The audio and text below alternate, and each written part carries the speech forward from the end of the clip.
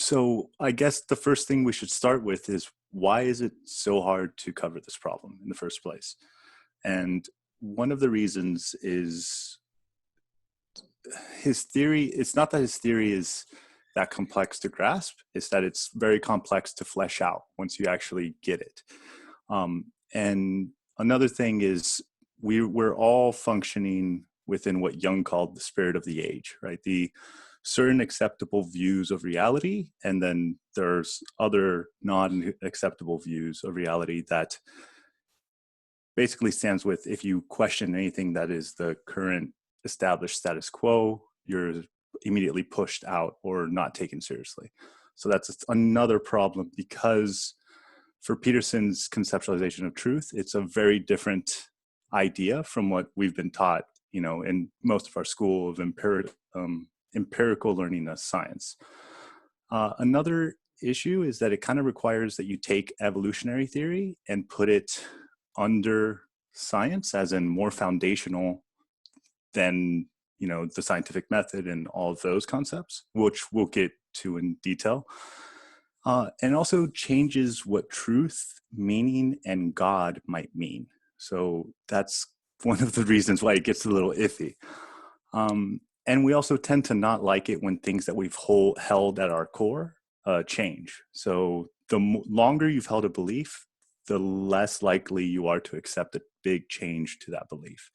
And I think for Peterson, you can't get to a more core belief than truth itself, because even the God question of, like, do you believe in God, is still is essentially implied in that. It's like, do you think that there is a God is true? And it's like, well, what do you mean by true? So that's where we're gonna kind of try and jump in on this. So why cover this? Why even discuss his idea? Well, first, Peterson sees all ideas as more tools. He's a pragmatist, so he believes that the different tools give you different uses for different problems. And this idea of truth is actually quite useful once you understand it. It also gives a justification for narrative psychology and for a lot of biological emerging philosophies. So like ethics that arise from biology, the archetypes, the hierarchy, all these concepts. Once you understand what the point that they're trying to make is, and why they might be more reflective of true than our conceptions of our everyday things that we believe to be true, you see why they might actually have a more solid standing as something that could be taken seriously and that can truly be seen as true. And it's also a great way to humble your beliefs, especially if you seem to be, which is very tempting in the modern age, to assume that we've already understood most of the things that we need to understand. And it really brings you back down to understanding just how little we actually know and how limited our capacity to know anything at all is the case. So real quick, I just want to do a quick outline of the main topics I'm going to cover. So the first one is going to be why science isn't the end-all be-all solution for truth. The reason I put this kind of first is, before I even ask you to consider an alternative, I need to kind of point out why an alternative is even needed or might be worth at least considering one. And then after that, I'm going to describe Newtonian truth, which is what most of us already believe as, your regular lowercase t truth. And then I'm going to dive into the deep end and try to go into Darwinian truth, which is where what Peterson identifies as more true than true. And then finally, the last section, I'll try to explain why Darwinian truth is more true than literal or objective truth. And there's going to be a lot of truth being thrown around during this presentation, so just a heads up on that. So first and foremost, why isn't science enough? Well, if you haven't taken a philosophy class, or if you haven't taken a science class that was a good class that points out some of the flaws within science, there's a lot of assumptions that science has to make to function. Oh. Hello, Jacobo. Can you mute your mic real quick? There you go. Thank you. One of the assumptions is that it's inherent that there's an assumption that if things have constantly happened before, they'll continue to happen again. That's one of the assumptions that science has to make as an information system. And that's just a real easy, simple example. But essentially, when we're doing science, we don't actually know if things are true, and things are never actually proven. Their theories are supported, but as far as actual truth is, we can't ever really claim that. And no scientist ever actually claims true capital T knowledge. They claim, we've noticed this pattern, we've noticed it before, we've tried several different variables. The variables that we had predicted allowed us to be able to predict what would happen. And that's probably about as close as we can get to truth, to what actually is happening. So there's that flaw of just like accuracy wise. The second flaw is it gives no value. So in other words, in science, all facts are equal. How to make a nuclear bomb and how to cure cancer are on the same footing as far as science is concerned. Now, we as outside of the scientific method may very well say, no, the cancer research is actually what's important. But from a purely scientific method, there's no inherent value within what should and shouldn't be studied. This will come up later when Peterson brings up, the smallpox and the smallpox versus Ebola mixing. But essentially, all beliefs have to be equal. There is no mode of action, which brings me to the next problem. There is no moral information within science. It is impossible to derive an ought from an is, right? The Humean, I think it's Hume that critiques that. But essentially, science can't tell you what to do.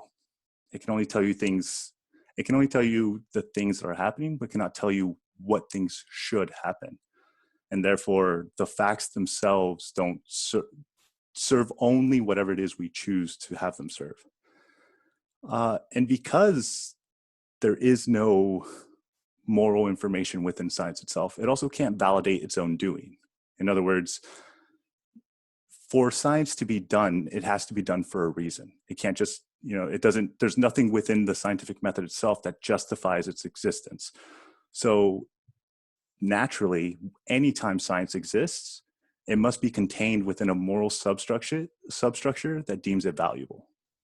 In other words, if you're going to do science, you need to have a reason to do science, right? You need to aim at something. That by definition, science requires an aim. And what gets aimed at is not held within the scientific view.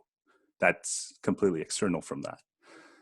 And for Jung, just to bring Jung into this and kind of explain where the perspective is, he believed that was the same, that the scientists now were functioning with the same dream that the alchemist had. And that essential fantasy or dream was the things outside of you, the physical realm, the items that are out there contain a certain special essence. And if you're able to extract that essence, it will give you, what they conceptualize as the philosopher's stone. It's like, well, what's the philosopher's stone? It's like something that can turn lead into gold and can make you immortal, right? It's like, it's the same idea that if we study our world around us, we will create great wealth and great health, right? That doesn't have to be true. And we don't actually know if that is or is not true, right? And this goes back now to Peterson's example of the KGB researching how to mix Ebola and smallpox. It's like, well, what if they managed that and that escaped, right? It's like that from the pure scientific method or scientific approach, there's nothing wrong with that because science can't give you a value. So there's nothing wrong with that in any way or form. So now that I've talked a lot about science, let's talk about what science proclaims to kind of be pointing to and that conception of truth, which is my first point, which is going to be Newtonian truth or literal truth, facts, or our conception of truth. Just a bunch of different things so you can kind of see what I'm aiming at. It's the idea of objective truth. Another thing to notice is that this objective truth conceptualization comes after the Enlightenment. It's once we start to separate how items affect us from what they are, or the subjective from the objective. And it's very important to note that we used to not. That, for example, the reason in Lord of the Rings and Game of Thrones and all those old medieval shows, the reason all their swords have names and all their swords have this massive history is because it's not just a sword. It's the sword that has done this, that then radiates, its own history and its own things. However, once we separate the subjective from the objective, it's like, no, it's just a sword. That's all it is. And so that's kind of what the Newtonian truth is trying to aim at, as this objective perspective, or this idea of an objective perspective. It also conceptualizes the world as a place of things. In other words, you're alive, but everything else around you is pretty much just dead material. But they're objects, and you happen to be one of those objects, except you're alive. And our senses report to us essentially what reality is in a close enough way, right? Like that's kind of what is going on. Like there's an actual wall there, and your senses are just kind of detecting that. That's good enough for you. And finally, Newtonian truth is essentially a description of something that is being experienced by all of us. So the idea that through language, we can agree upon things that are happening, and if we can all agree on it, then it must be happening, and that is true. All right, so hopefully that none of that was too surprising. I think that's kind of a more mainstream general idea of what we think of as true.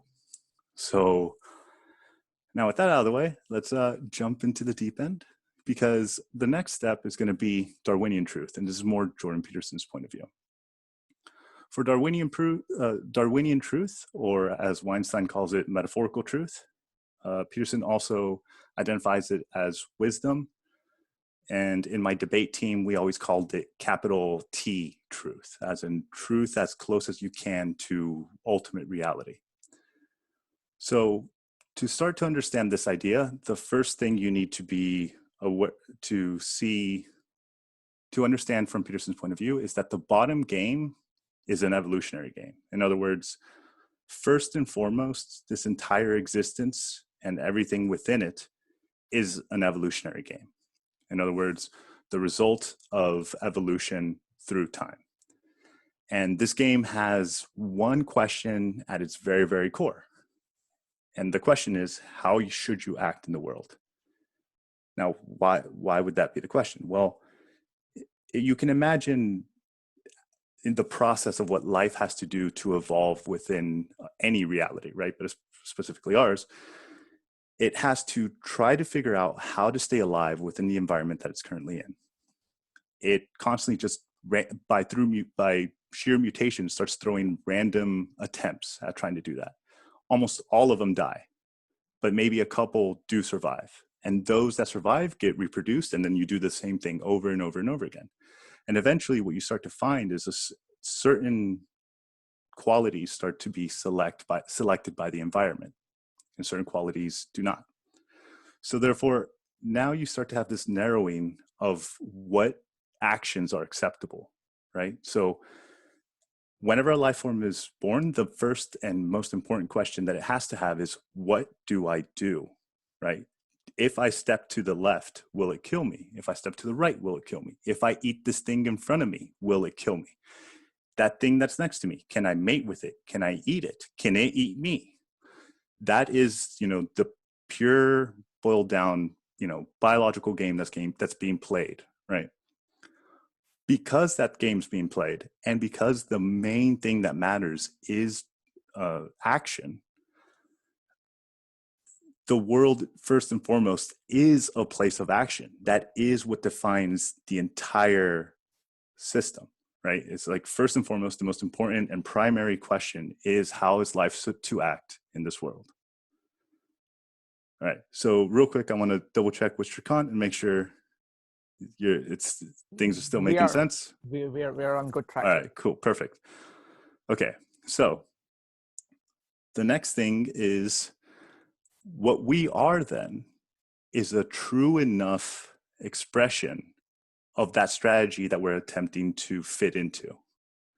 In other words, We are true enough to live long enough to multiply and have another child, right? That's all that evolution requires from us, and that is what we're essentially what our bodies are, right? We are the manifestation of a very long process that has selected every single, like every aspect of us to be an evolutionary result for the original game of staying alive and reproducing.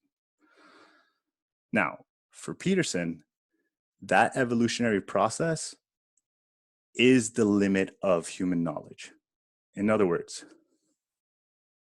because that is the basis that gives us our existence, and we only ever evolve to be able to understand and perceive whatever would be relevant to that game, we can't see anything past that evolutionary process. So you can imagine ultimate reality being there, but not all of ultimate reality is shaping us. Only certain parts are. So therefore, the only, and by ultimate reality, I mean, technically you can't even conceive it, because anything you're conceiving is just your senses trying to create a simulation of something that you've never actually experienced. But it would be, it's the equivalent of trying to understand something that you could never possibly see. And because you have that blind spot, the furthest you can ever go is the evolutionary pressures that were placed within your being. So then for Peterson, he views people as one of the most successful iterations of life and an expression of a truth, as in all the other things that weren't true died, right? All the other things that chose incorrectly how to act aren't here, right? Because there's only a few correct answers in existence in the evolutionary landscape. So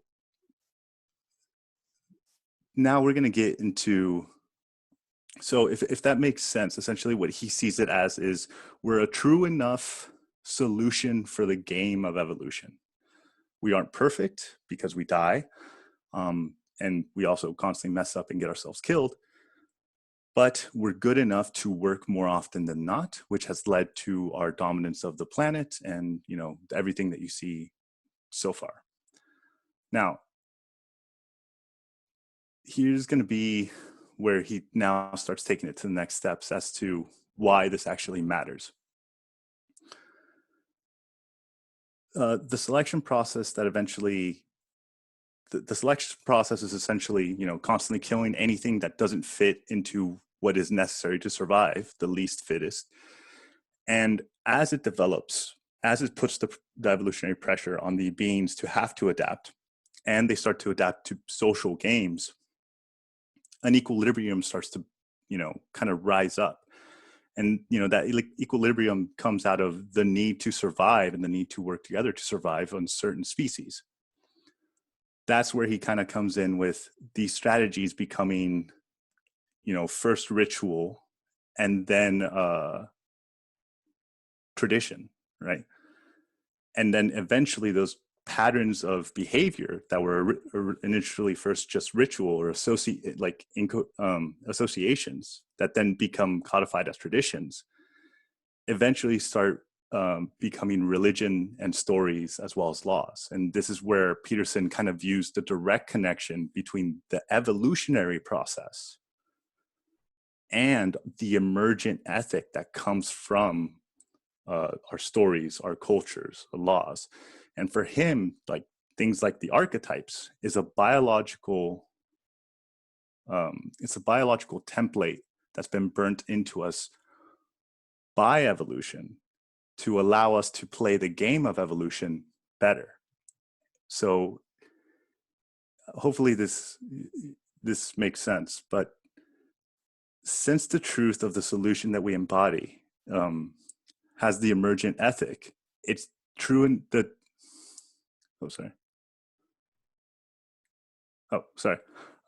so since the ethic kind of comes out of biology, then that is what defines how we should act. And for Peterson, and this is where Peterson gets a lot of flack because it's kind of weird, because what he's essentially saying is truth is also morality, right? Because the truth in his sense is the true way to act in a way that allows you to succeed within the evolutionary game and an evolutionary framework. But that truth is also a moral truth because it it tells you how to act. It doesn't just tell you something like a fact might, or like a Newtonian truth might, where it might just tell you water freezes at 32 degrees Fahrenheit. It's like that's not a truth that's associated with action. So hopefully, if not, if you have any questions about Darwinian truth, please do clarify, and I'll be more than happy to try to clear that up, because I do feel like that's kind of where it's the blurriest. But I also am now going to move on to why he believes that Darwinian truth is more true than literal or objective truth in the scientific sense. So, as I mentioned earlier, the game is the evolutionary game is the one that births all other games.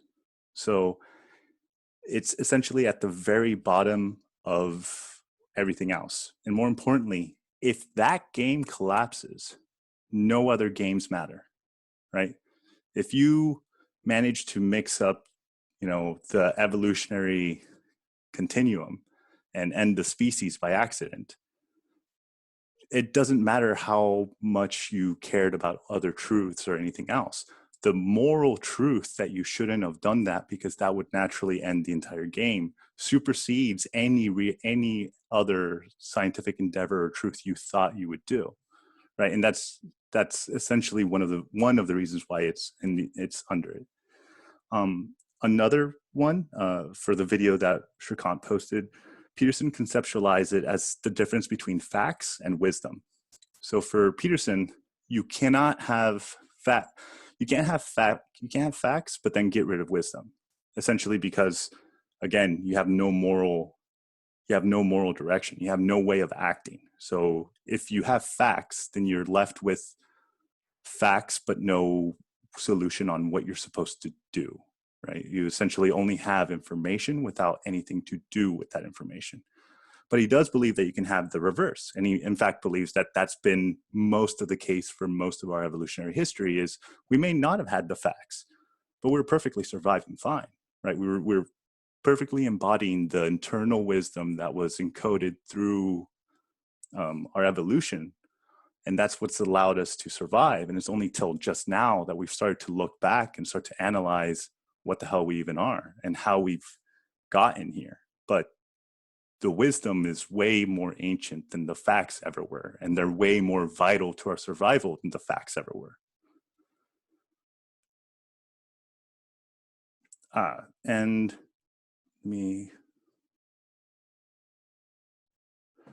finally, in all likeliness, another thing that undermines the idea that scientific truth should be the ultimate truth, or any human-held truth should be the ultimate truth, is that in all likeliness, the very reason why we conceptualize truth this way, this one's a little bit weird, but the very reason why we conceptualize truth this way is likely because we were evolved to seek information that we consider as truth, mostly for our own survival. One example that I can think of is just information for being able to predict or to understand or to manipulate a situation, right? That already gives us a direct evolutionary incentive for learning the truth, mostly because it would just help us survive better, especially the being able to predict how other animals act or predict how your enemy might act, right? It gives you an evolutionary advantage just by seeking something that's associated with this, this abstract sense of truth. So what kind of things are even in this Jordan Peterson truth? One of them is the competence hierarchy, which is something that he perceives as much more real than just about anything else. He states a lot of times like it's real, and it's more real than most people understand, because similar to as we've talked before about the wolf not ripping the throat of the person that they've just dominated, or the rats that are that are willing to work to play, it's a behavior that we enact and embody, but aren't aware that we're doing. We aren't fully self-aware that we actually do constantly organize ourselves in hierarchy. And we seem to not even be that aware that there's rules to these, but we all seem to also know how to play within a hierarchy and know how to play the game in hierarchy. Another one is moral information. As I mentioned before, truth for him is also moral. The hero myths, and also with that inclusion, all archetypes, all those are within this kind of truth. Additionally, fairness and other balance mechanisms for social beings. These kind of ideas of when things are okay and when they're not, when they're desirable and when they're not. The idea is that that's also biologically based and it was also determined by evolution. And therefore, because of that, those sensations that you get of like, I don't like this isn't fair, I'm starting to feel used. It's like, that is all essentially a priori knowledge that you've taken from your ancestors who have carried and learned the hard way how to get to that level. So yeah, I'll leave it there for now because I'm much more curious about questions and clarifications more than anything else. Shall we go to the questions? Yeah. Okay, so we've got, okay, so folks, we've got 4 rules for questions for the discussion. These rules we've used for the past 3.5 years. 4 rules. Number 1, raise your hand. Here you raise your hand by typing a question or typing an exclamation mark in chat or raising your hand in Zoom. Number 2, keep on topic. We're talking about truth, the conception of truth today. You can bring anything connected to the topic, but remain on topic. Number 3, be brief. Keep your comments. You can either ask questions or make comments, but try to keep them brief. There are a lot of interesting people who have a lot of things to say. You want to have time for them to say it. And number 4, be courteous. Feel free to disagree with anything anybody is saying, but please do so courteously. Okay. So people coming up it's going to be Carl I first, then Ina, Josh, Louis, Nari, Carl N, and Ayala. Carl Iglesias, go ahead. That's right. Thank you. Thank you, Roger, for your presentation. And I was actually very happy to hear when you talked about your debate and how you label truth with a capital T, because that's what I've been doing every time I've been debating truth with somebody and saying, well, there's such a thing as absolute truth or truth with a capital T. I was wondering, and so I always bring up the mathematical truth, like 2 + 2 = 4. And I was wondering, where does it fit in your scheme? Does it fit into Newtonian or Darwinian truth, the absolute truth, I would call it? Yeah, for Peterson wise, I don't know. I could make an argument for it, though, or that the argument I would make is that more than likely it falls more within Newtonian truths. And the reason is there's been several like studies on animals that show that they don't seem to be able to really be able to count numbers, but they can tell different sizes. Like if there's like a troop of like 4 orangutans and they run into a group of 6 orangutans, it's not so much that they can count them, but they can tell it's like, they're bigger, they're more. So maybe, again, I think similar to like what mathematics is likely similar to like what we do with sociology, where we look back and we're like, wait, what were we trying to do there? It's like, oh, okay, what we're trying to do is notice that the sum of total of entities was larger than us, and that's what we're reacting to, right? But the actual conscious capacity for that's, you know, that doesn't develop till way later. Like that would be the argument I would make, I guess. Okay, next up is Ina. Ina, go ahead. Hi, thank you, Roger. Very interesting presentation. So I have a few questions. So first of all, I have a question about science. You're saying like that science has like no moral value. So like, okay, the science method is objective. I understand like you develop a hypothesis and stuff like that.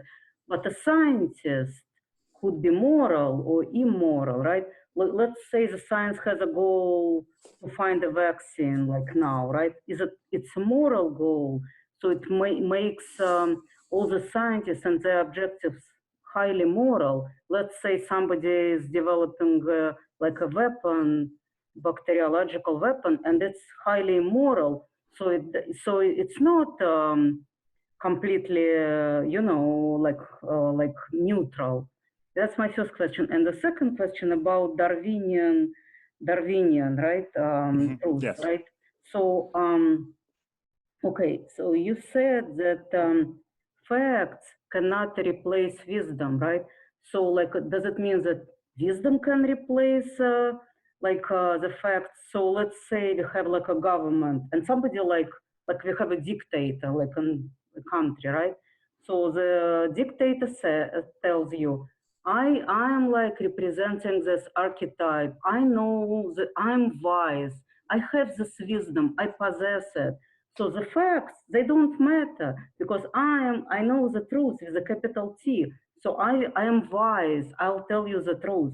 So I mean, don't you think it could be like highly dangerous? And also like yesterday, like on a meetup here, we discussed this book, Behave by Sapolsky. Like I'm not sure if you were here, but anyways, so like like human biology and mind, right? It represents. It have like different layers. Yeah, it's off the topic. Yeah. Let's just skip it to 2 questions, and folks, Okay. please be Okay. brief. Sorry. Folks, please be brief so that we can get through. We can cover larger ground. Go ahead, Roger. Right. Okay. So the first question about science having a moral claim, or at least a claim of action.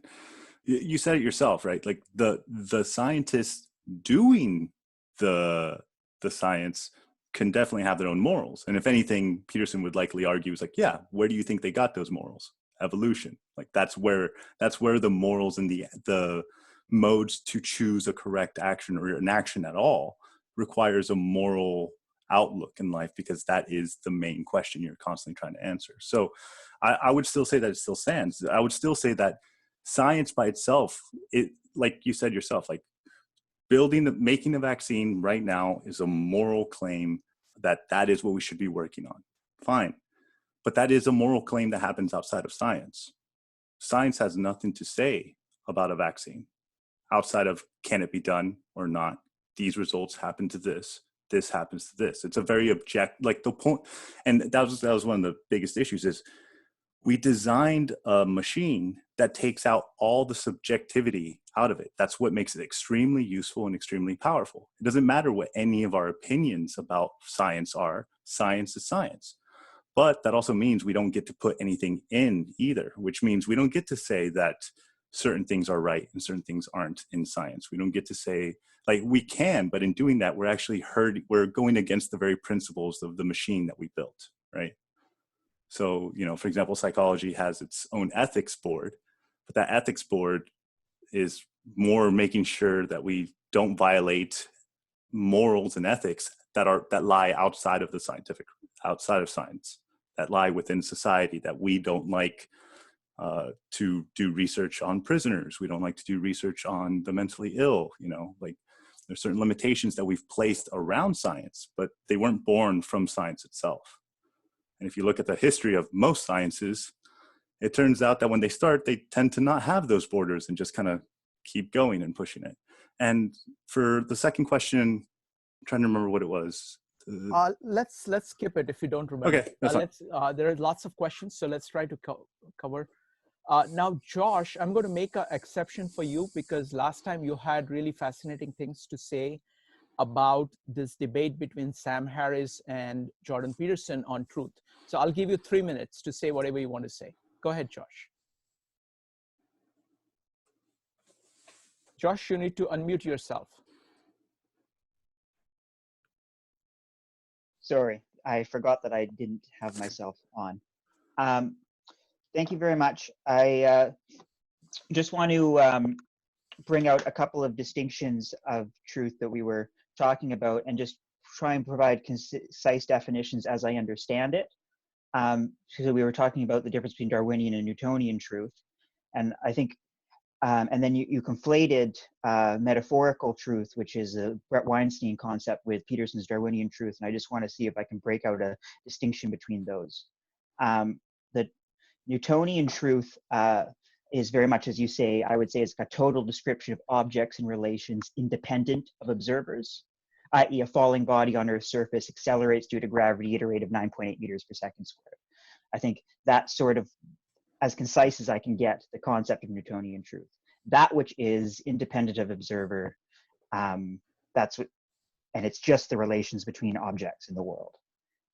Whereas metaphorical truth, which is the Brett Weinstein concept, I see him as basically talking about an interpretive script, which when believed lends a believer higher success in, or a higher probability of success in getting their genes to reproduce. So if, let's say an example of that would be if you believe that porcupines threw their quills, that's literally not true. It's literally false on the accuracy attribute. But if you believe it, you will give porcupines a wider berth. And so it's metaphorical truth is more of a script in your head, a statement of fact that if believed leads to higher probability and success. But I thought that the Darwinian truth concept that Peterson had was more phenomenological than that, which is to say that when Peterson talks about Darwinian truth in how I was understanding him, that the truth that he's talking about includes as an attribute the sort of internal alignment with sort of an imprinted architecture that we've accumulated over time. So an example of that would be, it's true to say that monsters hide in the dark.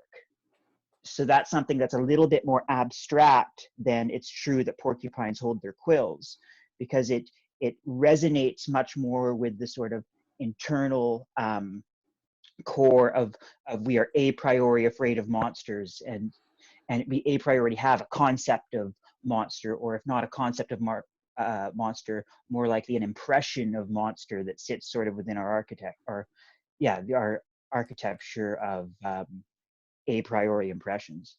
So that's sort of the distinction that I understood. Yeah. But I just thought I'd put that out there. Yeah, so the only reason I added metaphorical truth on there was because in the video that was posted, Weinstein conflates Peterson's view with his, and he says like, oh, like this is what I think you mean. And he's like, I call it metaphorical truth.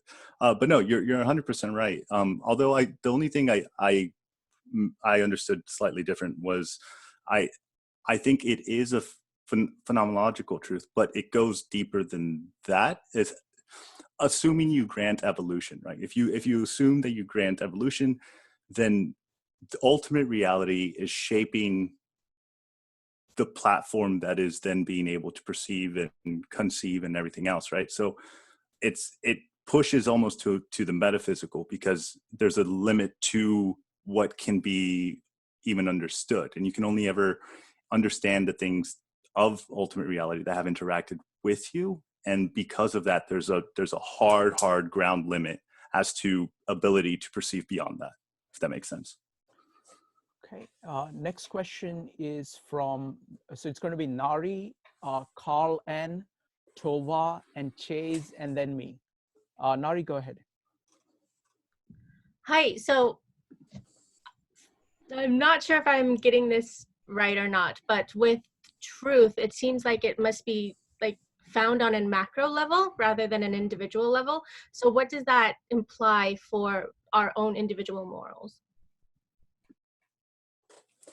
So I kept it at a macro level for ease, at a micro level, it's essentially you're still playing the same game with the same ideals, and that's, for Peterson, this is the Pagetian reiterable game. The idea of like, I want to do what's good, best for me now, tomorrow, next week, next year, but not just good enough for me. Because if I only do things that are good enough for me, then that's not going to actually work. Things are going to naturally fall apart. So it has to be me and the people around me. Well, okay, my family, it's like, well, maybe I should push it a little bit further than that. My community, it's like, well, what's the ultimate win-win?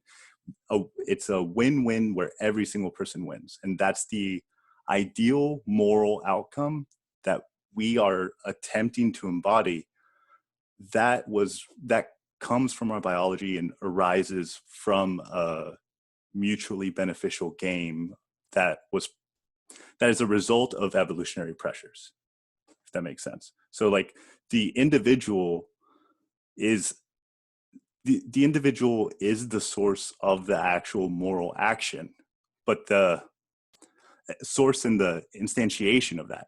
But the reason we have that programming and that ability to have those kind of moral drives is because that's happened in a big group setting for a long amount of time. And that's been burnt into our biological systems. Okay, next question is from Carl Nordstrom. Carl, go ahead. Okay, I have some comments and then maybe I'll bounce off them.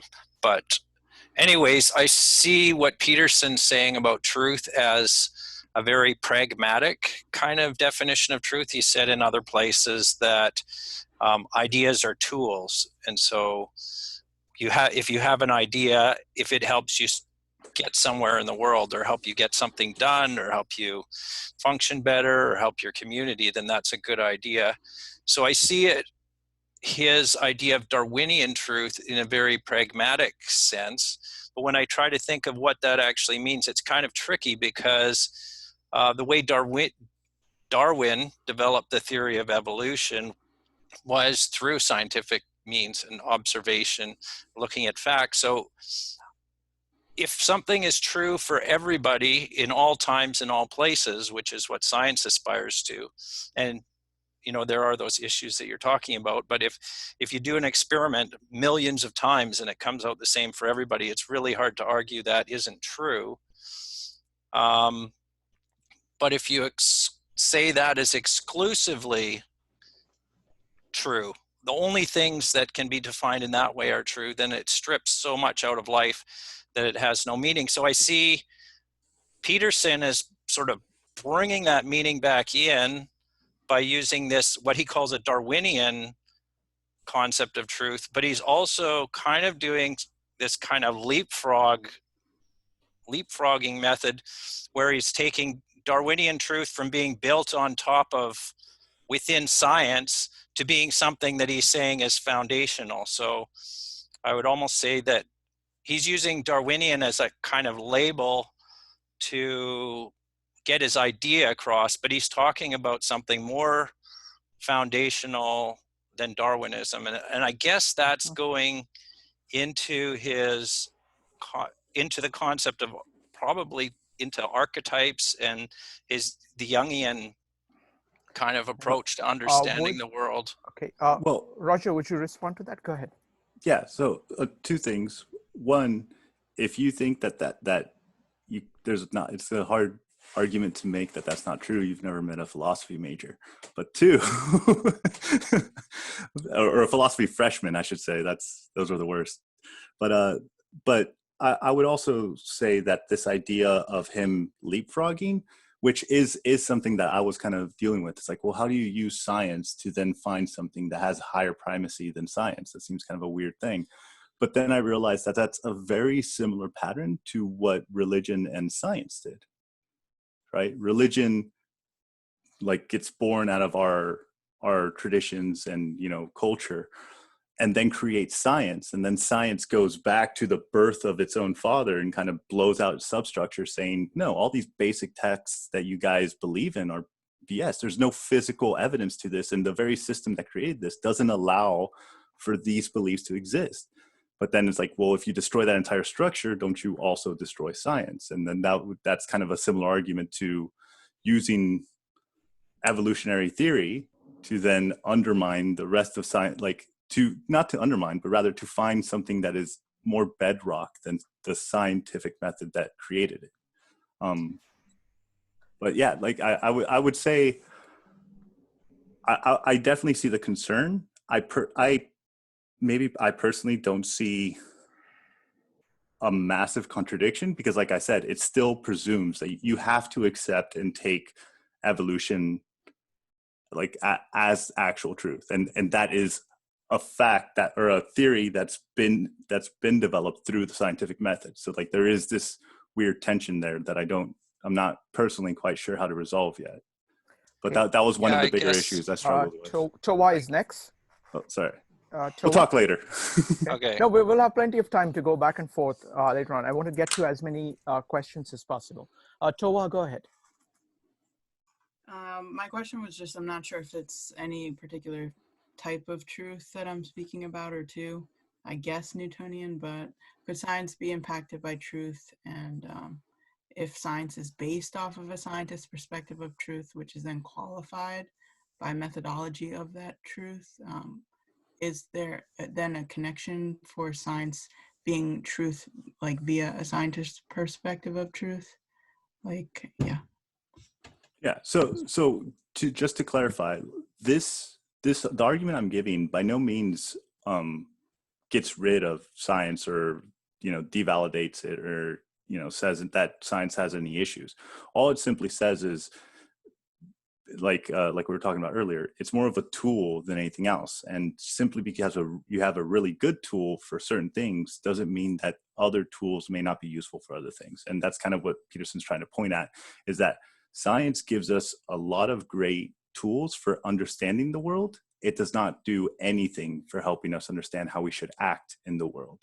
And for that, we have a structure that is more biologically emergent that we all do have, and that has been codified and instantiated within our myths, religions, and our culture essentially. But yeah, as far as like what Peterson would say, as far as your question, as far as like, well, how is there any redemption here? It's that, well, scientists need to accept and come to terms with the moral aspect of that is defining how they're even using this tool, and we need to like really wrestle with the ethics of what we're supposed to be doing, because science kind of takes that out as subjective nonsense or subjectivity that isn't useful in the scientific method, yet at the same time requires some subjectivity to be directed in any specific direction. Chase, you're next. Oh boy. I'm going to try to cut down my question just for the sake of letting other people get to their questions, because I'm sure this will come up again in the future. But so I'm not sure that I totally see the clear distinction between what you're calling a Newtonian truth versus a sort of more pragmatic truth, or even metaphorical truth. So the reason being that the qualification that something is, say, a metaphorical truth, like porcupines throw their quills, is qualified as metaphorical truth because you can say, well, if you believe this, then you will act in a certain way, right? And you can say the same about anything that you might consider a moral truth. Like, if you behave in this certain way, then you will, achieve this sort of win-win outcome that you were talking about. But wouldn't those qualifications be sets of sort of compound Newtonian truths? So for example, the win-win outcome being a moral ideal, you said was a fact of biology, sort of as informed by or as a result of evolutionary pressures.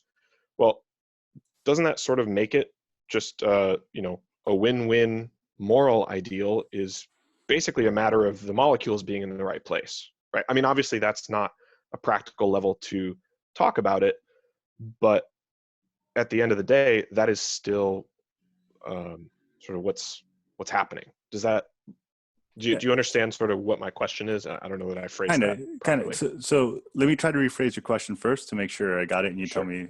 So what I'm understanding is that you're like, I don't see the difference, mainly because you could also just use science to then go into the brain or examine all the little parts of us and figure out why we do that, and then that is and then like why is that not all just one giant system, essentially, is what I think you're right.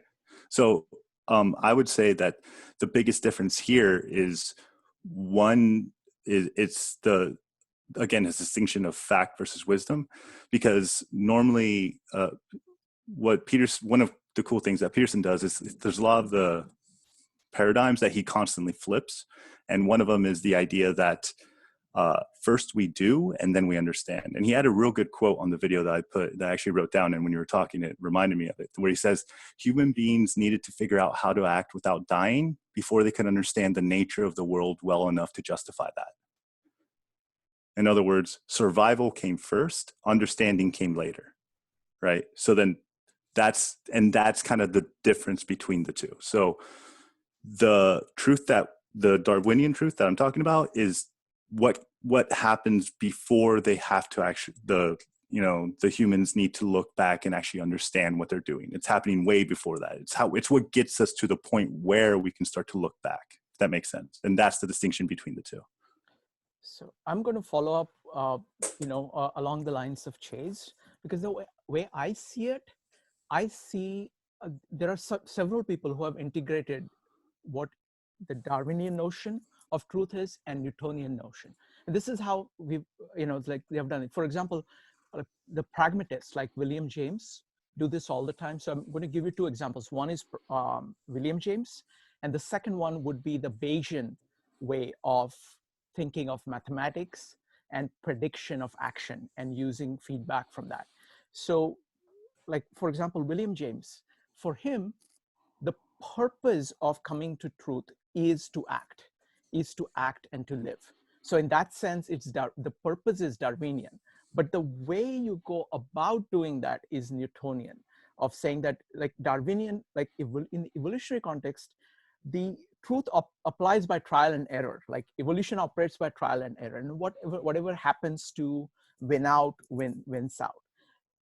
Again, I would kind of do it by extension. In culture, there is a pattern to what traditions develop, but traditions by themselves, just like in evolution, there are a whole bunch of things that carry, for example, with upright posture, having lower back problems come with it, and they still carry on, though lower back problems are not particularly good. Similarly, in traditions, a lot of things kind of get carried along with something that is good, which by themselves may necessarily not be good. Whereas, so just like William James, the more kind of systematic, kind of mathematical version of it would be the Bayesian way of thinking about it, where you make a prediction. All kinds of truths that you hold are in form of a prediction. And you say, what action, what results would you expect from the action? And you're continuously updating your truth based on action. So truth, you're coming up with truth in order to act, in order to predict the results of the action, and you are continuously updating the truth. Like for example, from the book yesterday, Sapolsky says that you have to have very strong beliefs that are weakly held.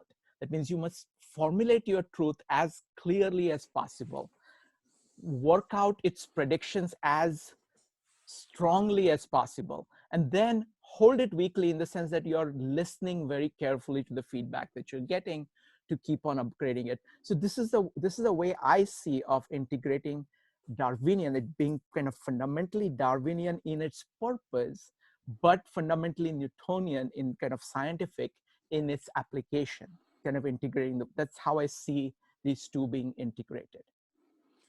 Yeah, I guess. Yeah, I guess the only thing I would push back on is, what do you think we were doing before we had Newton? What we were doing was that there wasn't as careful a measurement.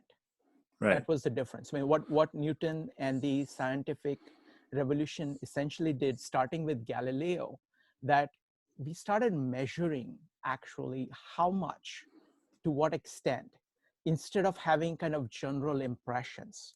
So it provided a much more precise and much more comprehensive feedback mechanism instead of the feedback. We had previous feedback mechanism, but which was mostly kind of emotional feedback mechanism, which is very powerful, but not very precise and not very, you can't kind of distinguish between the various causal factors. That's what we got as a result of the scientific revolution, thanks to people like Galileo, Kepler, Newton. Yeah, that's what I would say. Yeah, I don't think, like, Peterson by no means, like he said, when he makes the argument that essentially, like, look, if you have wisdom, like that is the main thing you need. It's not as though having science doesn't make it easier and better. It's simply you could function with just that. In his Maps of Meaning, he talks about the brain, and he talks about being able to cut out most, like decoralized cat, I think that's how you say it, where you can cut out most of the brain of the cat, and the cat still functions perfectly. It's just hyper exploratory, but it functions in a animal, like as an animal that, you know, is bound to evolution, especially if they're female, still functions and does everything. It can feed itself, it can mate, it can walk around and do what it likes. It just acts a little bit weird because, you know, it can't remember anything, so it just keeps exploring stuff. It's like, but this idea that wisdom or the moral information of how you're supposed to act is already inherent. Now it gets improved by science, or well, again, like I mentioned before, that's the dream, that's the assumption we're making, that science is going to be, you know, and, you know, the final analysis going to be good for humans. We don't actually know that because we don't know how the story ends, right? But like the assumption is like, well, it's made the things that we want to happen better, but should be the real question should be, should we be wanting those things to happen, which is where the wisdom comes in. Thank you. So next up is Ayala and then Jacobo. Ayala, go ahead. Ayala, you need to unmute yourself. Thank you. It's about evolutionary truths or ethics, the way we should act. And evolutionary theory is a theory of change, basically. Okay? So if we take, and I take sex roles, gender stereotypes and roles, which is an issue with Jordan Peterson and many feminists. Why isn't this the explanation or the claim that what is truth because evolutionary it was for us beneficial, or at least allows us to survive, and the proof is in the pudding. But why is that confirming the truth of it, the ethics of it, which can be very, first of all, the ecology has changed. Second, there are mutations. Not everything that evolutionary brought has a function. Third, there could be many alternative ways to act and ethics that can fill the same function just as well or better. Okay. Roger, would you like to respond to that? Yeah, so I guess the first argument would be, so let me think a little bit about that question, because there were several questions. So could you repeat the very first question that you gave me? It was the, oh, you're on mute. Just a second. Ayala, go ahead. Here, I unmuted. Yes. Please keep it brief. Yeah. The example was gender stereotypes and roles as a truth because they have survived, because maybe, yeah. Okay. Yeah. So from that end, Peterson actually takes a pretty interesting perspective, because what he points out is those roles, he's like, may very well, like you said, if anything, that is one of the main issues that our generation has to deal with, is the epic change in the environment that for Peterson is this massive change no one talks about, and that is the widespread availability of the birth control pill, or birth control in general. It's like, because what that does is that changes all dynamics for gender relations, right? Like now men and women, the biggest difference that men and women had is no longer that big of a factor. It's now it's totally within the woman's control. And then all other systems that through the evolutionary process had been set up with the presumption that, you know, women are gonna naturally have this situation where they may get pregnant very young, where they may have all these things, now is suddenly fully under the control of the woman. But the roles themselves are still stagnant. So now they have to be renegotiated and shifted. And that's what, from Peterson's perspective, that's what he sees is currently happening, is that a lot of the women are like, well, why are we even bothering with all these roles? There's no reason why can't I do anything that you could do? That like there's no justification here anymore. And the idea is like, once we start doing that, then what Peterson points out is like the advantage of the old gender roles was nobody needs to negotiate. Everyone knows their duties. Everyone falls in. He's like, when you take those out, it's like, that's fine. And that's perfectly okay. But now every single relationship is going to have to negotiate every single issue of contest, right? And that's going to, you know, and from his perspective, he's like, that's not always a good thing, because a lot of people don't know how to negotiate. They don't know how to be assertive. They don't know how to stand on their own ground and say, no, I want this, this, and this, and I'm going to give you this, this, and this. And his concern is more the inability to do that. However, he doesn't make the claim that just because that's how we've been doing it so far, that is a forever desirable system. Simply, the reason that system arises is because it's sustainable, right? Through evolution. So that's why it came to existence. Last two questions from Jacobo and Nari, and then we are going to move to the breakout rooms. Jacobo, go ahead. Okay, so I seen the YouTube video, of the Joe Rogan experience with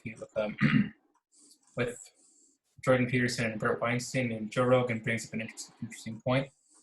Essentially, that Jordan Peterson's definition of truth, meanwhile it makes a lot of sense, though it's like it kind of it gets bogged down by semantics.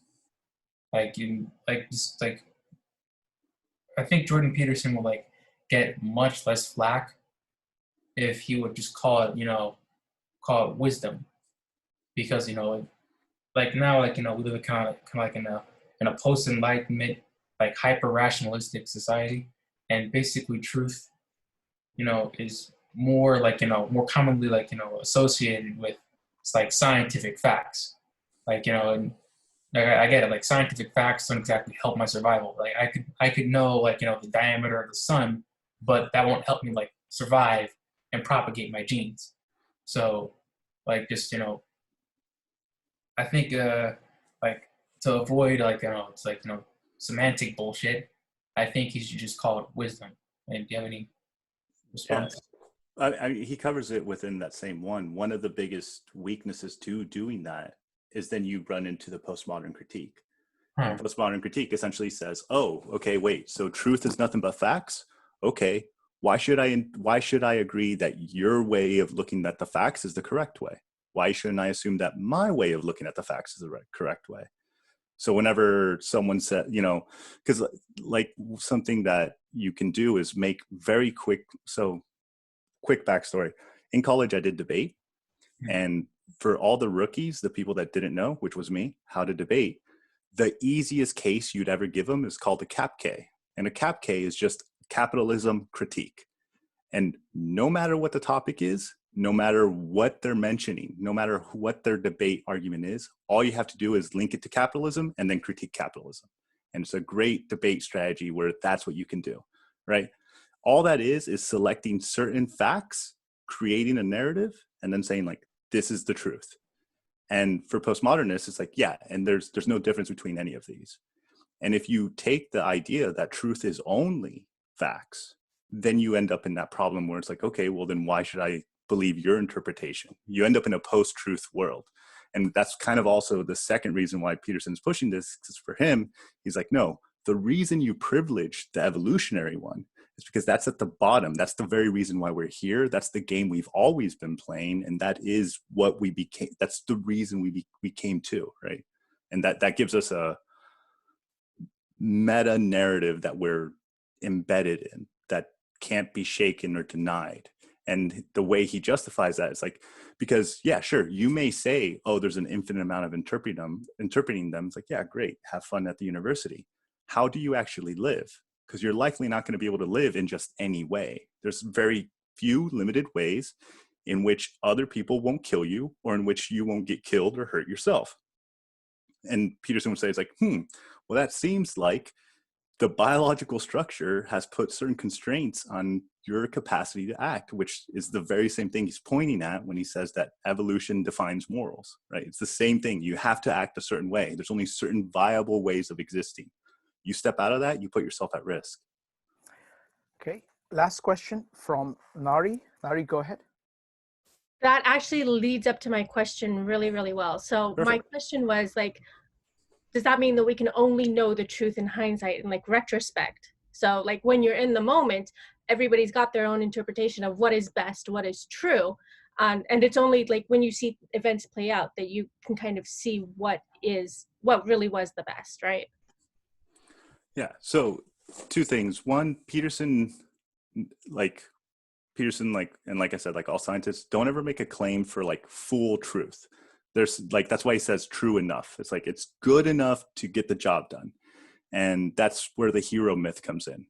The hero myth is, from Peterson's perspective, essentially the attempt of us as a people and as different cultures attempting to create strategies with our ability to predict how we should act when we don't know how to act. And that is the hero myth of when a hero is confronted with some massive, unknown monster, how should he act? Well, at that point, you're pretty much screwed. So your best bet is to take it on with, bravery and with honor, and take it on as, with the best that you got, right? Running away or ignoring it or all those other options aren't going to be a viable option. You need to be able to handle this, right? So the idea is that within the archetypes, within the mythology, there are actual strategies that can be taken out. And I think that's one of Peterson's main project, is to kind of go exploring these mythologies and these strategies and try to fully articulate what they're trying to say, especially when it comes to the moral realm of life. All right, so that brings us to the breakout sections.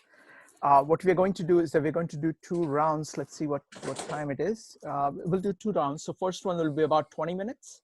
And then next one will be about 30 minutes. So just stay put. I'm going to divide you into different rooms. And we will go ahead and do that. Give me just a second. You will get a message asking you to join a room, and just say accept it, and you'll be able to do that. Give me just a second.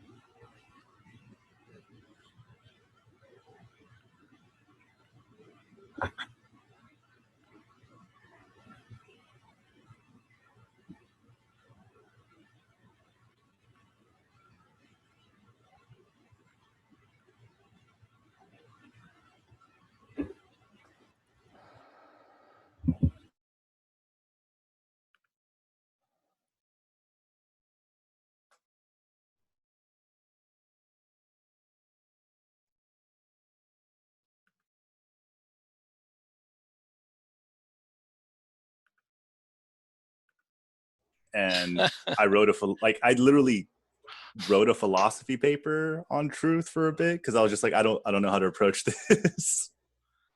Yeah, well, Peterson covers a lot of ground. Well, and then there's also slight variations, and I think it's because as he's been developing this idea, like he tweaks it a little bit. So then I would like type this huge thing, and then I'd be like, oh shit, I don't know if he believes that anymore. It's like but yeah, it was fun. It was just like, oh yeah. That's so awesome. what was going to be your follow-up question? Well, I can understand from the way I parse it or embrace what Peterson says is that it's a pragmatic thing. So it's a tool that works. So, if I'm faced with something in life where I'm choosing between getting the facts right from a scientific perspective or acting in a way that will benefit, myself or the community or what have you, then I should act in that way. Like, it's very easy from a purely rational perspective to come to like reprehensible solutions. Like one solution to COVID is just let everybody get it. Yeah. So we can spread immunity. Or, Yeah, right. you know, there's this scene from A Beautiful Mind movie about this mathematician, and he wants to get, he's in love with this woman, and he wants to know whether she's in love with him, and he wants proof, like in a mathematical sense. And, you know, that just doesn't work that way. So I can accept it from a pragmatic way, but then the issue I have is, I guess, with the word truth, like, that entire, I still fundamentally think of truth in the more Newton, as it's labeled, a Newtonian sense. Because if it's true for everybody, then it must really be true. You know, like it's, I don't know. Well, I know there's a sampling issue there. Like all science does is test something over and over again, and it still get the same result. It's like, okay, well, it must be true tentatively until someone proves it's wrong, you know. And it's an inductive approach, right? And you know, that's in your life. You know, you do something and it works 100 times, then you think like, oh, that's true, right? But then 101. Can I jump in? Yeah. Guys? Yeah. Okay. One thing that wasn't mentioned, I didn't get to watch the full video, but they were talking about putting things in context. Like if it was a truth 2,000 years ago, we have to adapt to what our truth is today. Like when they were talking about religious text and certain myths, and them being like more metaphorical and not actual literal stories like the parables and things like that, that we would have to adjust our understanding of truth to fit the life that we live in today. Yeah. Well, no one mentioned that, so I was wondering if you could add that in. Yeah. So could I add? Go ahead. Yeah. Sure. The thing that I was thinking about, because Carl and I have had some private phone conversations about this topic, the two of us. So it's something that we've been thinking about, and that's something that I've been adding as what I think is a necessary attribute to truth is context, and the other thing is the primacy of phenomenology in its definition. So so instead of, I think we think too highly of truth. I think that when we're going too far up, we're trying to find the absolute truth of all time, independent of. No, that's not what we want. We don't actually want that. We only want that. We only want that when we're philosophers, and when we put on our philosopher hat, we turn stupid. And then when we go out into the world, we are As a fine. philosophy major, I'm offended. But that's fine. But I think that the philosophers are, they get into their head and then they get stupid. Very Roger, could I ask you to also throw in your 2 cents on what I had said? Okay, thanks. So I'm slightly frustrated because both Carl and Deborah, you guys both brought up the 2 things that I cut out of the last talk. Mostly because I was getting very worried because I was just like, oh, I need to address this. And I'm like, before I had like 6 pages. I was like, all right, I can't do all this. So so as far as the updating part, well, one of the things, and Weinstein's the one that more kind of pushes his idea, because if you notice, for Peterson, he says himself like, yeah, but I also think that a lot of those things are still true. Right. And for Peterson, he's not so much interested in the small nuance stuff of like small changes in the environment. He's more interested in the like really big ones. That's why, like, for example, the birth control pill is a huge thing for him, because he's like, well, that literally changes the entire game that we've played up until now. Like that, the rules literally switch there. And at that point, we don't know what's supposed to happen. And, you know, that gets him in a lot of trouble, but like, he mostly just states like that's a change in a game that's been going on for hundreds of thousands of years that we don't know what the result of that change is. It's still too soon. It's still too new. We have no idea what that's going to end up in. But what I would say is for Peterson, because of the archetype is kind of like this template, but it's only a template with essentially all the details are pretty blurry and adaptive. So then he always kind of mentions that Jung's idea was that you instantiate the archetypes within the environment that you're in. So there's a certain truth that it kind of prevails through the entire game, but that truth has to be very malleable and adaptive, which makes sense. Like, again, if you're claiming that the truth is from an evolutionary standpoint, it has to be malleable and adaptive. That's like, by definition, that's the only way you could ever play that game. Like, you have to constantly be able to shift to whatever it is that needs, and then anything that doesn't dies. But I would say, yes, it does have to change. However, because we're talking about biology, the change has to be extremely drastic to the point where it kills most of us that aren't willing to adapt, or last for an extremely long amount of time for it to change that like biological structure that gives rise to those kind of morals.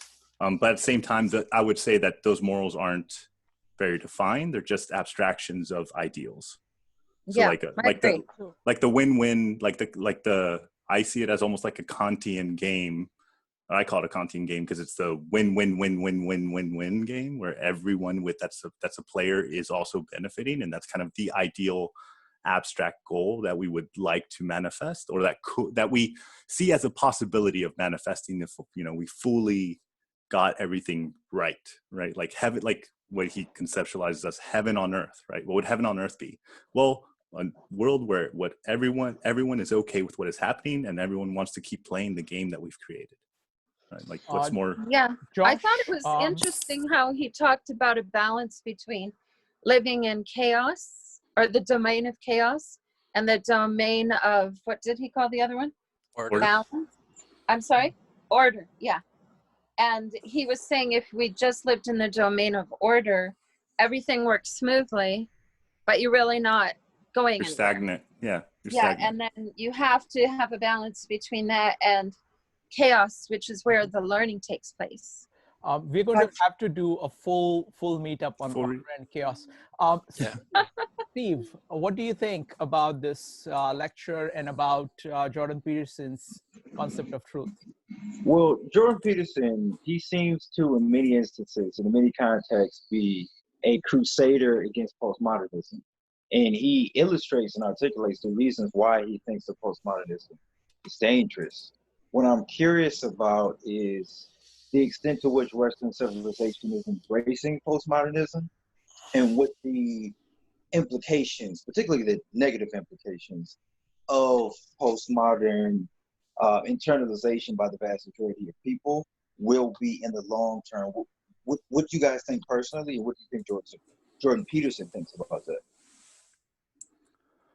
I think Jordan Peterson probably conceptualized it as a return to tribalism, because by its own internal logic, how he conceptualizes postmodernism, I would say the view becomes pure power games. So the idea is basically, like I mentioned, if all there are facts, and the things that connect those facts, the narratives, are arbitrary, well, then why wouldn't I just choose the narrative that's the best for me and my group, or my people, or how much of a big group I need to build up, that then allows me to take whatever I want. Like, there's no reason I wouldn't do that, right? And especially and this is where he gets into, I'm not a huge fan of his like political views, but this is where he jumps from saying, and here's where the postmodernists kind of land in this weird, in the Nietzschean trap, right? The Nietzschean trap that, like, oh, there is no value, we're in direct nihilism.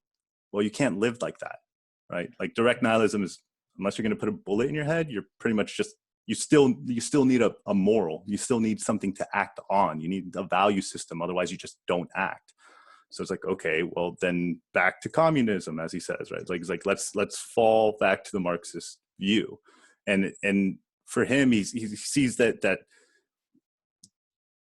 that's why he questions the that's why he has this weird, like, the postmodern Marxists, right? It's like this idea of people that were postmodern, but because postmodern doesn't allow you to actually have any values, because any value is just an arbitrary value, they default back to what many of them may have views they may have already internalized and had, which is, you know, a capitalist critique. But there's a really weird semantic issue, right? Because the word postmodern means so many things to so many different people. Right, And right. so Jordan Peterson uses it in a very odd way, and he falls into this bizarre trap where I don't think anyone claims to be a postmodernist, because the postmodern philosophers are critiquing something in capitalism and calling the thing in capitalism postmodern. So I don't know if there's, at least that's my understanding of it, that you're talking that postmodernism is actually the thing that the postmodern philosophers are critiquing, but then he critiques the postmodern philosophers and then calls them postmodern, and then it becomes a really weird sort of everyone talking past each other sort of game. Right, and they tend to not even really identify themselves as postmodern, but he does give a good explanation for the type of philosophy. Well, I guess you could call it more of a nihilistic philosophy. The nihilistic philosophy mean that, oh wait, there's no canon interpretation of anything, so all data can be subjective. Now, but the postmodernists they don't make that argument. They said that descriptively, not proscriptively. Originally, isn't the postmodern condition? Right. Lyotard says that, you know, we've rejected meta narratives almost as an emergent phenomenon, rather than something that we are now pushing and enforcing. So that's this weird thing.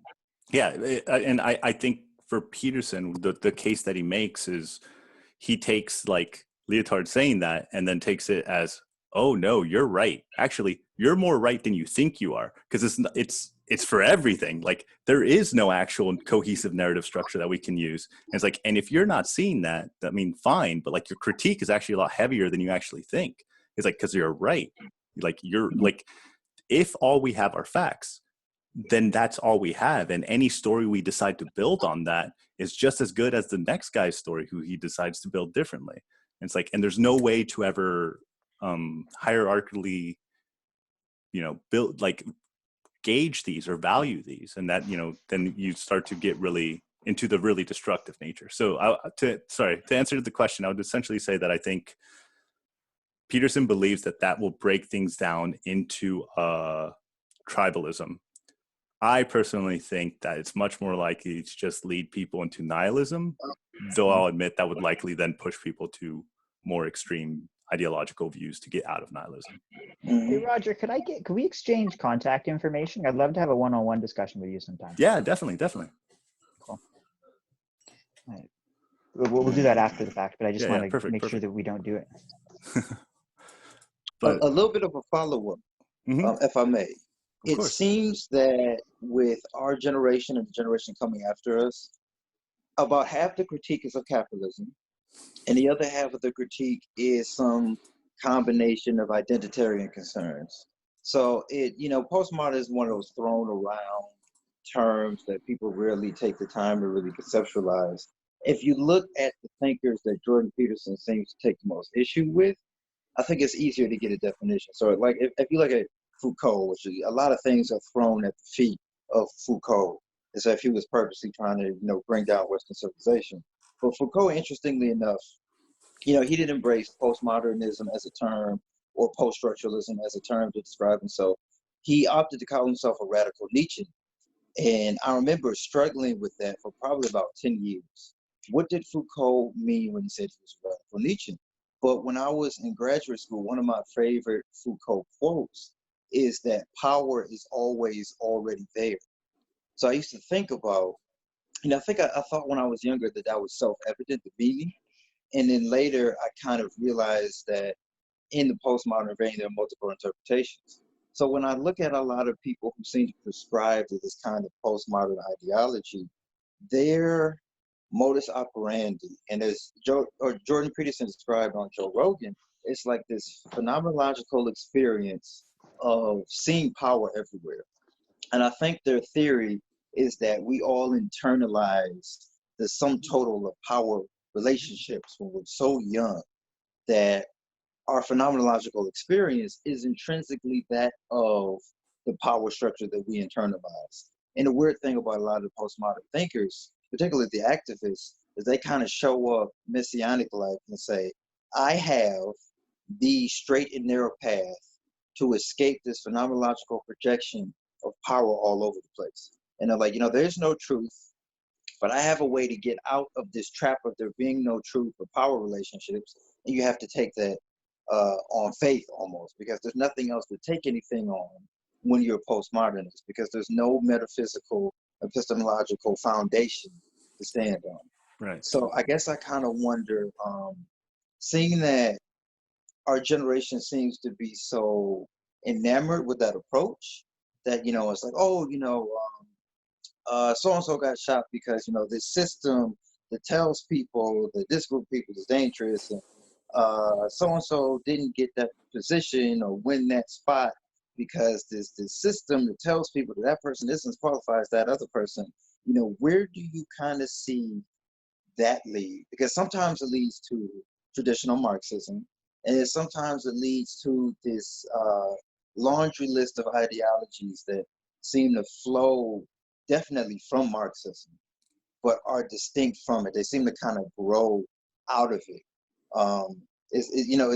Do you see that continuing as a trend? Because there's all sorts of writers talking about what is happening to and what will continue to happen to contemporary left-wing ideologies in the age of quarantine.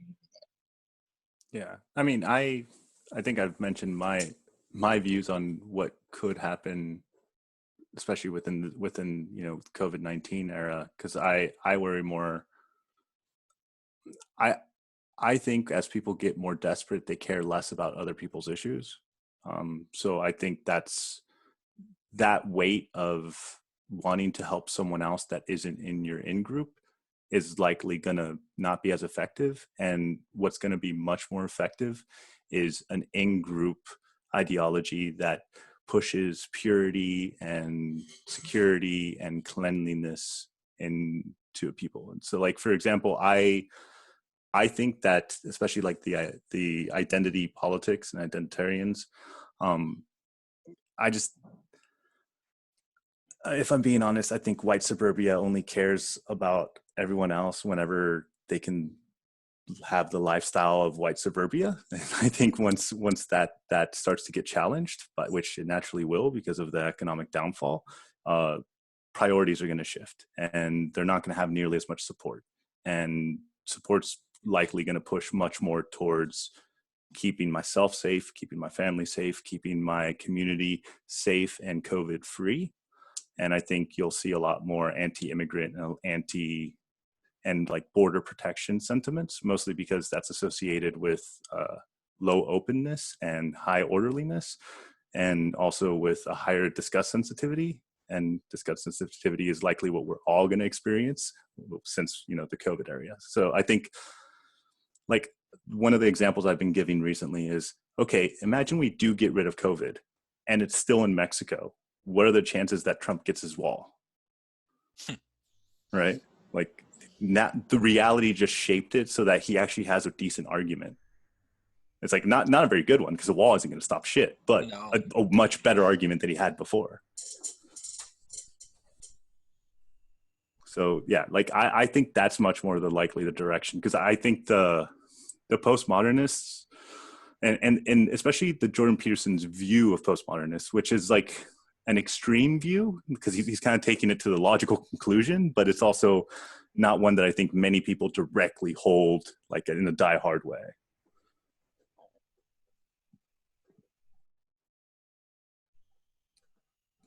Yeah.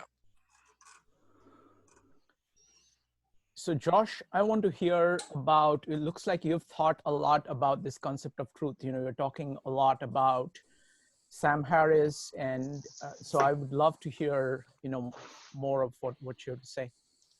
Well, I was saying earlier that I think that when we get philosophical about truth, we get quite stupid.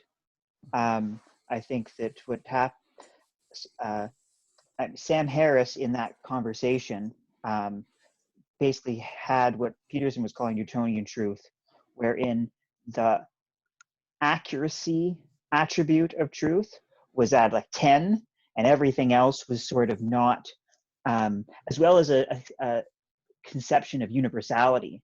I think that universality is not actually an attribute of truth. I'm not denying universality as something that is, and it might be accurate to say that universality is the case, that we are all inhabiting the same sort of substrate of being and perceiving it independently, but the substrate is objective. But to accurately describe the substrate, I don't think is truth. It's not what we're looking for. When we ask for the truth, my definition, and it's a working definition right now, is that truth is a narrative account, accurate in its facts and precise to its circumstance, tailored to resolve a problem emergent in consciousness. That's it.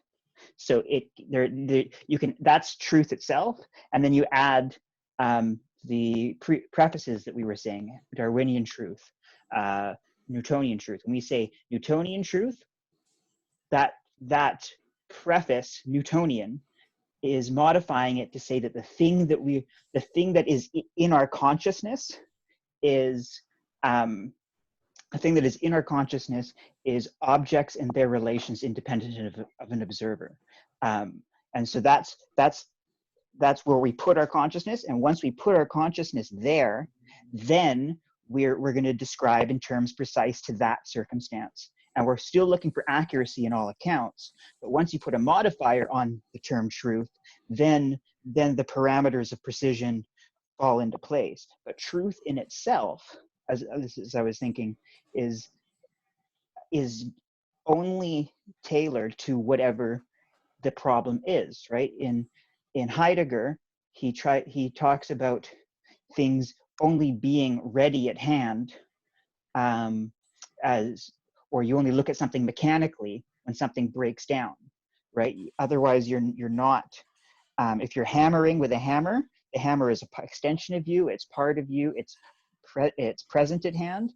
But then all of a sudden, if the head of the hammer falls off, all of a sudden you are now looking at the hammer not teleologically, not as an extension of yourself, but all of a sudden it becomes distant from you, and all of a sudden it becomes something that you have to understand mechanically. So I think that we only want a truth, we only want a narrative explanation once something has emerged into our consciousness. So, that's why lectures are extremely boring unless the teacher first poses a problem. Well, why is it like this? Oh, I never thought about it that way. And then all of a sudden they want to know the answer. Before that, when they're just giving, explanations of the relations of the inherent in that discipline of learning, when they're just giving the relations, nobody cares. Everyone's bored. People are picking their nose. It's not a good time. And so if I'm laying in bed and somebody jumps into my room having calculated exactly how many quarks are in a single strand of hair and say there are n quarks in this strand of hair, the truth isn't that there are n quarks in that hair. The truth in that moment is that there's a crazy person in my room and I need to get him out, or there's a crazy person in the room. So the truth doesn't have a attribute of universality to it. It has an attribute of subjectivity relative to the situation where the issue of consciousness has emerged. That's okay. Excellent. Give me just a Isn't second. Okay, that a selection? Hold the That's thought. the selection, because there's Oh no. Damn it. I had a great response to this too. there's Okay, like It's another section I took out. you can't say everything in one discussion. There's too much information. I wanted to make the case for why there's an evolutionary drive for seeking out truth. Give me a second. I want to give me a second. Okay. Okay, I'm going to get to now. Let me see. Whom should I get here?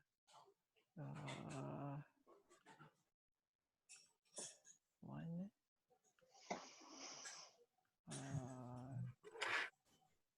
One. Give me a second.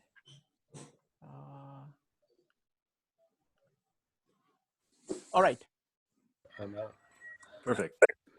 Okay, so Okay. Roger, continue. All right. So one of the things that because yeah, that idea of seeing it in that way is a little bit different than what I understood it as, because I understood it much more as it does get there. However, underlying that is the actual Roger, let me interrupt for a second. Josh, can you quickly recapitulate what you said in a minute, so that these three folks? I can. Yeah, go ahead. I can do that. What I said.